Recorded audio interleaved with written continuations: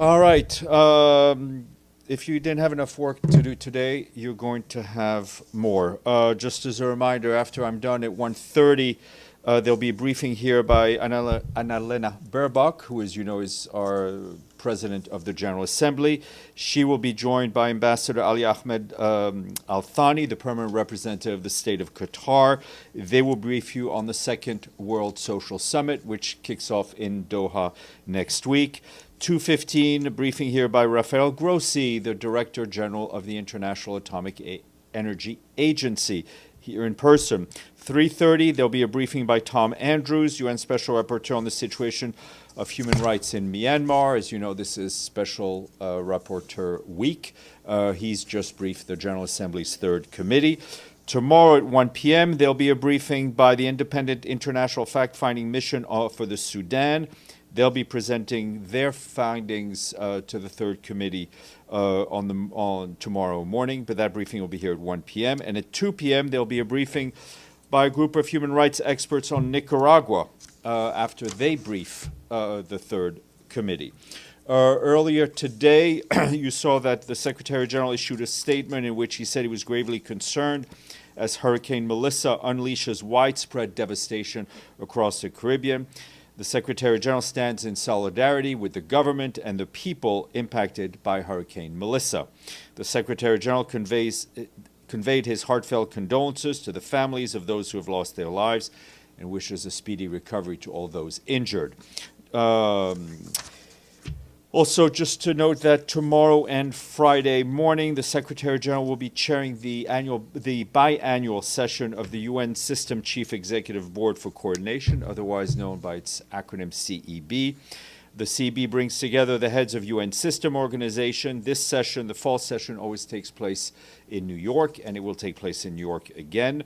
The CEB members will reflect on current world affairs as they affect and are related to the UN system, and will engage in deliberations of the impact of the present disruptions in the global economy on the Sustainable Development Goals, as well as the state of play of the UN 80 initiatives. Turning to the horrific ongoing situation in Sudan, I can tell you that we condemn the continued violations of international humanitarian law and the violation and abuses of human rights taking place in El Fasher. That includes the indiscriminate attacks and targeting of civilians and civilian infrastructure. Today, we were horrified by reports of the tragic killings of more than 460 people, both patients and their companions, at the Saudi maternity hospital in El Fasher.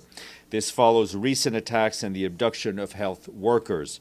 Prior to this latest attack, our colleagues at WHO verified 185 attacks on healthcare in Sudan, with 1,204 deaths and 416 injuries of health workers and patients since the start of the conflict in April of 2023.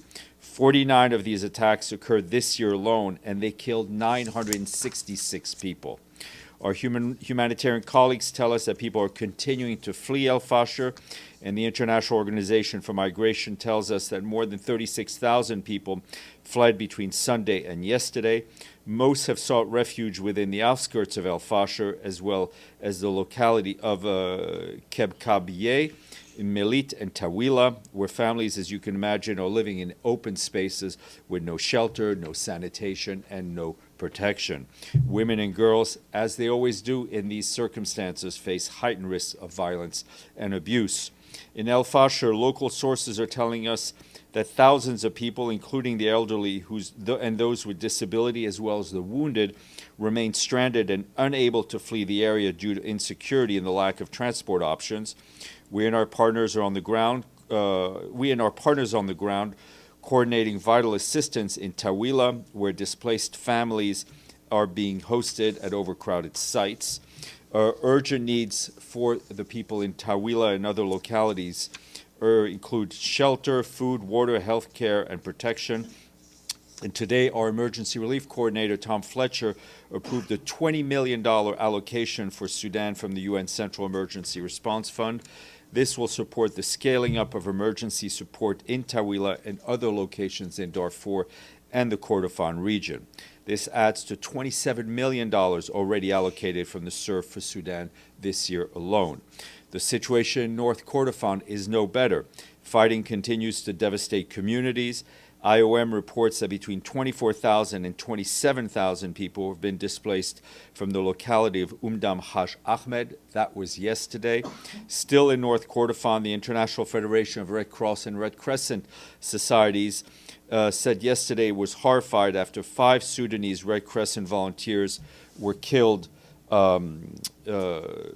Were killed and 3 went missing while distributing food in the locality of Bara. 21 Red Crescent staff and volunteers have been killed since the conflict began. We can't stress enough that civilians, humanitarian workers, medical personnel must always be protected. And once again, we call on the parties to halt hostilities, guarantee the safe passage for civilians and aid workers, and ensure sustained humanitarian access wherever it is needed. And you saw that reports from Sudan that 2 of our colleagues from the World Food Program have been designated as persona non grata by the Ministry of Foreign Affairs and were asked to leave the country within 72 hours without any official explanation. The decision to expel the World Food Program's country director and its emergency director comes at a pivotal time. To state the obvious, humanitarian needs in Sudan have never been greater, with more than 24 million people facing acute insecurity and communities impacted by famine. WFP and senior UN officials are engaging with authorities to protest this action, and we're seeking clarification for the decision taken. All parties in Sudan must prioritize the lives and well-beings of millions of people who depend on emergency food and nutrition assistance for their survival. The World Food Program and the whole UN family remains unwavering in our commitment to ensure that the people of Sudan can access vital assistance during this period of unprecedented hunger, unprecedented insecurity, and unprecedented humanitarian needs. Turning to the situation in Gaza, and I've been asked this morning, so I will tell you that the Secretary General strongly condemns the killings due to Israeli airstrikes of civilians in Gaza yesterday, including many children. He condemns all actions that undermine the ceasefire and endanger civilian lives.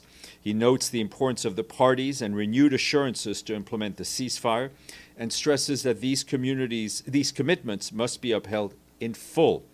Any acts that risks, harm civilians, or obstructs humanitarian operations must be avoided. The Secretary General commends the ongoing diplomatic efforts of Egypt, of Qatar, of Turkey, and of the United States, whose engagements has been critical in sustaining the agreement, preventing further escalation, and enabling increased humanitarian access.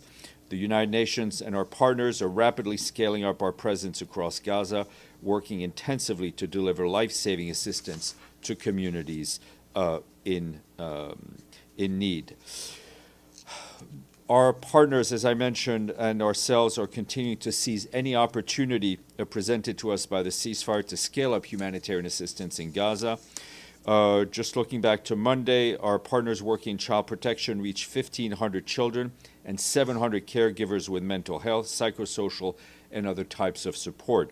Our partners working on food security tell us they're supporting the production of about 130,000 2-kilogram bread bundles every single day. That's as of Monday. Community sites, kitchens, shelters that we support continue to distribute bread for free. But our partners say that people struggle to access meat, vegetables, and fruit, with most families relying on cereal, pulses, and small amounts of dairy. Yesterday, the UN Office for Project Services distributed more than 200,000 liters of fuel to our partners in southern and northern Gaza to keep critical operations going. Those operations included water, sanitation, hygiene, health, food security, logistics, rubble removal, telecommunications, and education. OCHA says that while the humanitarian scale-up is underway, impediments remain.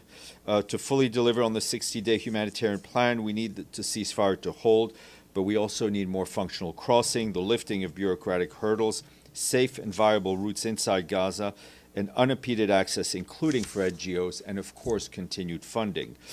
And just on the West Bank, our human rights colleagues said yesterday ongoing attacks by Israeli settlers are continuing to instill fear, destroy homes, livelihoods, and force Palestinians off their lands.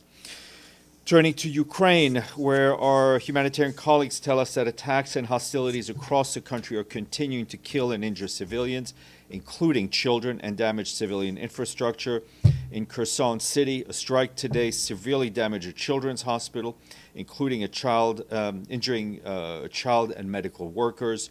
Humanitarian coordinator from Ukraine, Matthias Schmale, said the strike on a children's hospital is a matter of grave concern, adding that attacks against civilians, health facilities, are strictly prohibited under international humanitarian law. Also today, a humanitarian convoy facilitated by our OCHA colleagues delivered assistance to communities in Kutsurbuska in the Mykolaiv region. This marks the third convoy to the region in 2025, reaching 4,000 people in hard-hit communities.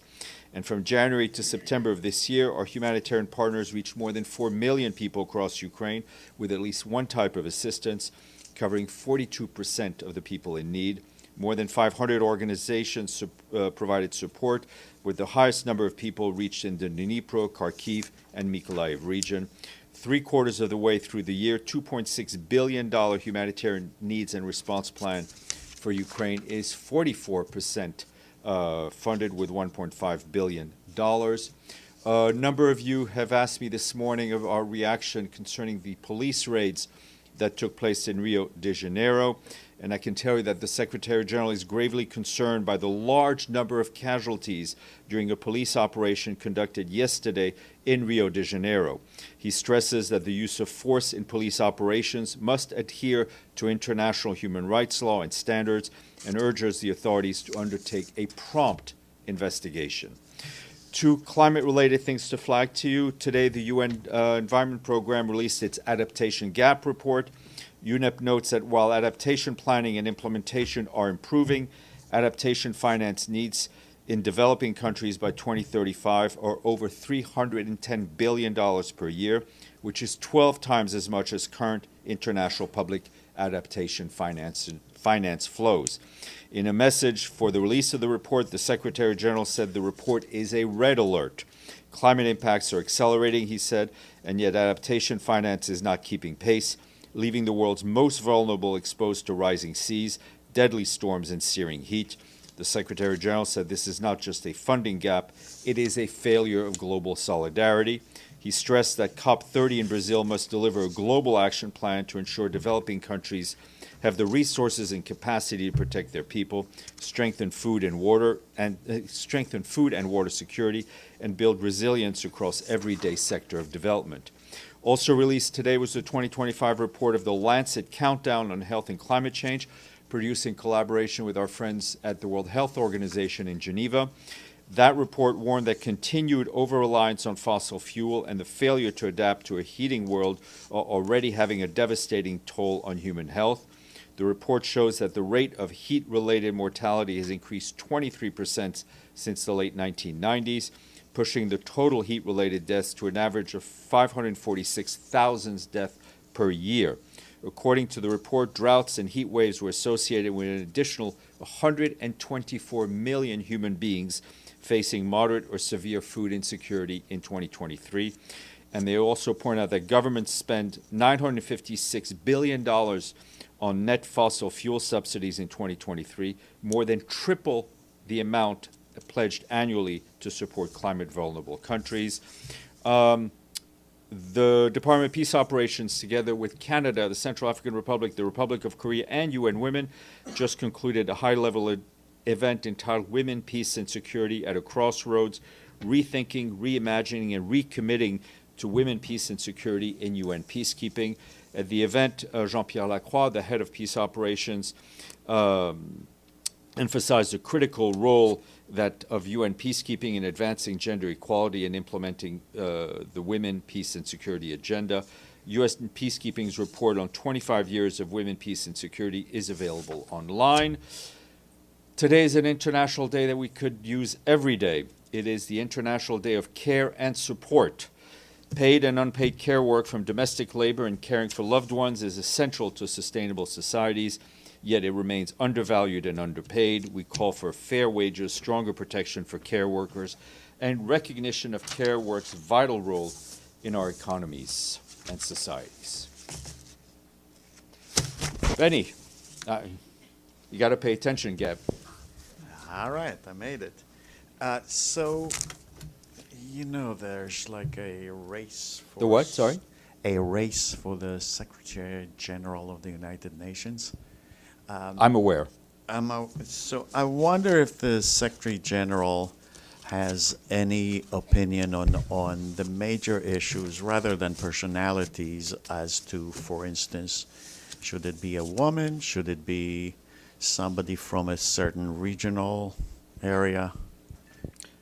I think I would refer you back to what the Secretary General has said in the past. I think given that the race is, let's say, much more real today than it was a year ago, the Secretary General, I think, is keen on ensuring that he does not interfere in any way, shape, or form in this contest in which he is not running. So, but on those issues, that's why I didn't ask about the personalities, but on those issues, women, Latin America. Again, I think the Secretary General has spoken about this before. He stands by what he said, but I think as we will not, at this point in the calendar, speak to the race. Sir. Thank you, Stéphane. Maybe the new SG should be Kurdish, given the fact that we don't have a country. So one question on the Iraqi elections. Does the United Nations play any role in monitoring the elections in Iraq, which are scheduled for November 11th? It's a very good question. I will check with our colleagues at the political mission in Baghdad. Just one more question, if you can check if you don't have an answer. Armed groups in Iraq are participating as coalitions in the elections. How does the UN assess the risk to the integrity of the vote? I really have nothing to answer you off the top of my head, but we will get some answers for you. Thank you. Gabriel. Thanks, Steph. One on Sudan and then one on Gaza. Have we heard?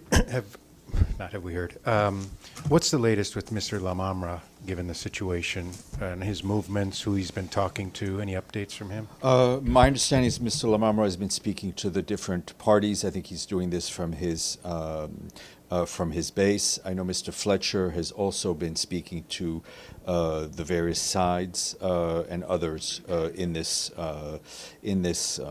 conflict. I think we're all working towards the same goal, which is to see an immediate halt to the fire, humanitarian aid being allowed to go in, and the restoration of a long-term political process. And the UN's posture in Tawila is still the same, given the fall of al-Fashir?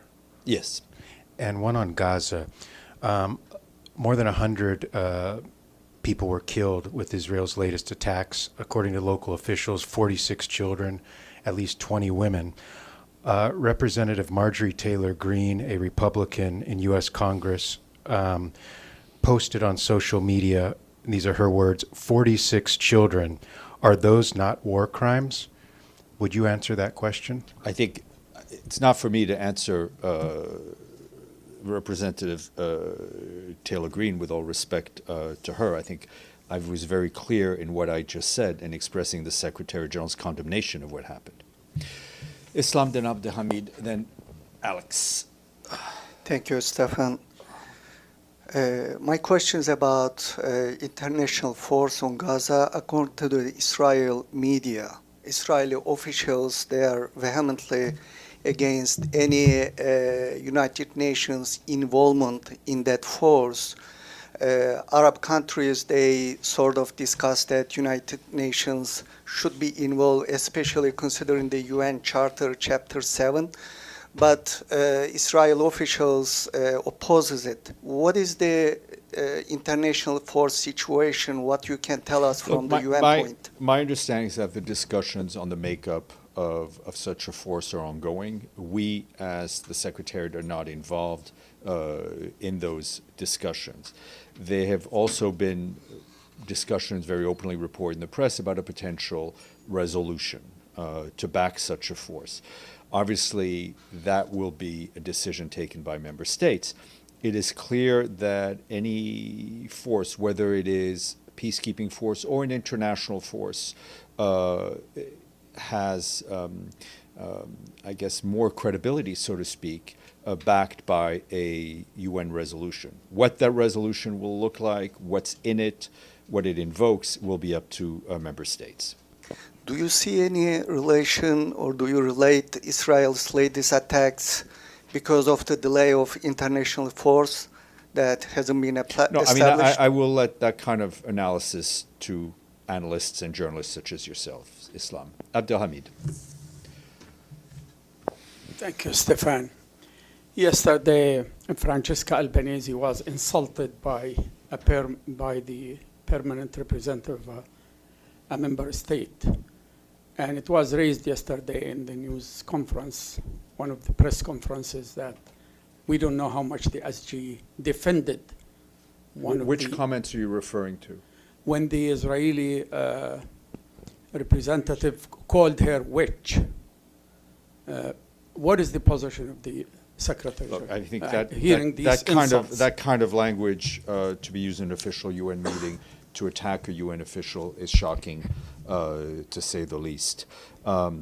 As we've said repeatedly, whether it's Ms. Albanese or any of the other special rapporteurs, they are independent. They do not work for the Secretary General. They do not report to him. However, we have always felt that special rapporteurs are an important part of the international human rights mechanism. They are UN officials when they do their work, and they need to be respected when they do their work, whether it's legally or verbally. Alex, and then Ephraim. Oh, sorry.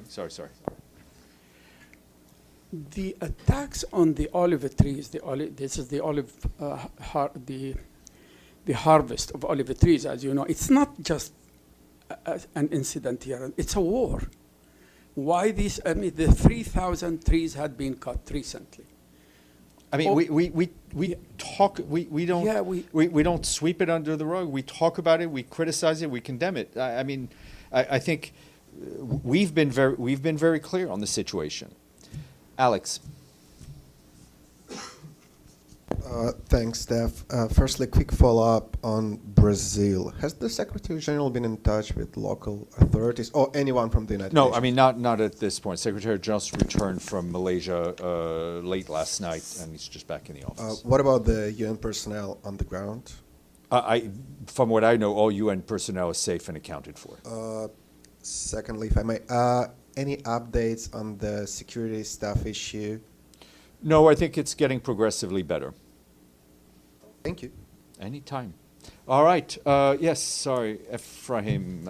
Thank you, Steph. Thank you. On the same press conference by Special Rapporteur Albanese, when she was asked about the Secretary General's role in addressing this sanctions issue with her, she said no comment. Does the Secretary General feel he has done enough to make sure that Ms. Albanese would be able to come to New York? I think the issue of her visa issue and others has been raised with the host country.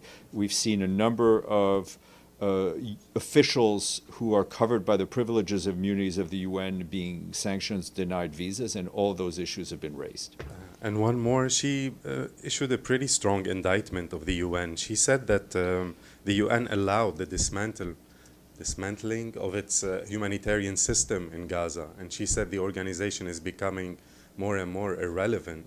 How do you respond to I'm not going to get into a tit-for-tat with Ms. Albanese. I think I will say this, however, if you look at how the UN humanitarian system has been operated in Gaza, it has continued to do so in the most difficult circumstances.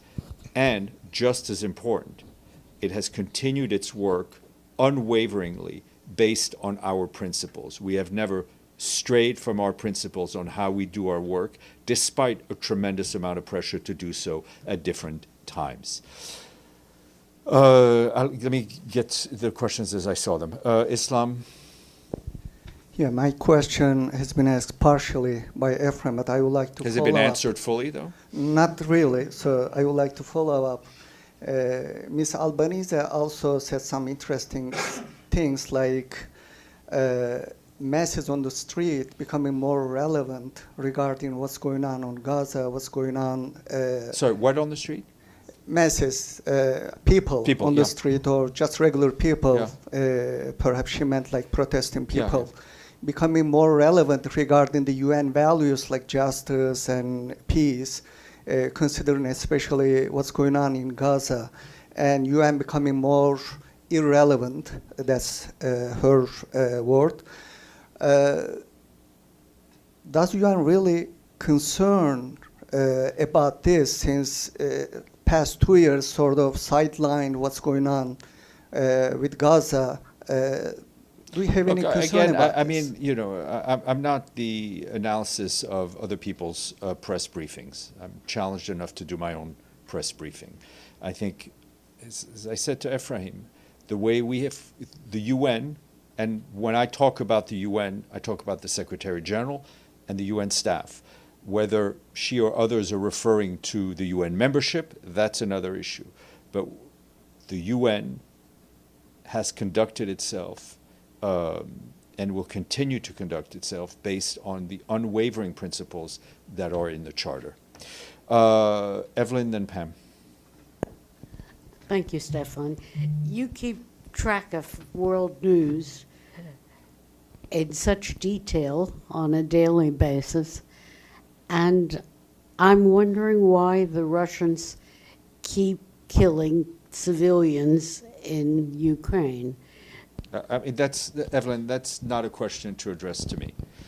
Pam, Thanks, Stefan. Please forgive, I missed the beginning. you missed everything, let's be honest. All right, I missed Not just the everything. beginning. So- I mean, even coming in at 12:55, you Okay, missed quite a bit, but that's okay, go I ahead. have a reason, but Go ahead, I'm sure. it's not for public. My question is about COP30 next month in Brazil. You may have mentioned, you did mention it in the last few days, but the SG has now said 1.5 degrees centigrade will not be met. He'll be there, I assume. Oh, most definitely. Yeah, and is there any proposal he has, increasing the NDCs? What's he going to say at COP30? Thanks. I mean, what the well, I think you may, I'm not going to tell you everything he's going to say, but let's be clear. What he said is that an overshoot of 1.5 is inevitable, but there is time if there is the right effort and the right resources to bring it back down. So he did not say the one, and I think we need to be very clear on that. Okay, I see Gabe wants to leave. Class dismissed.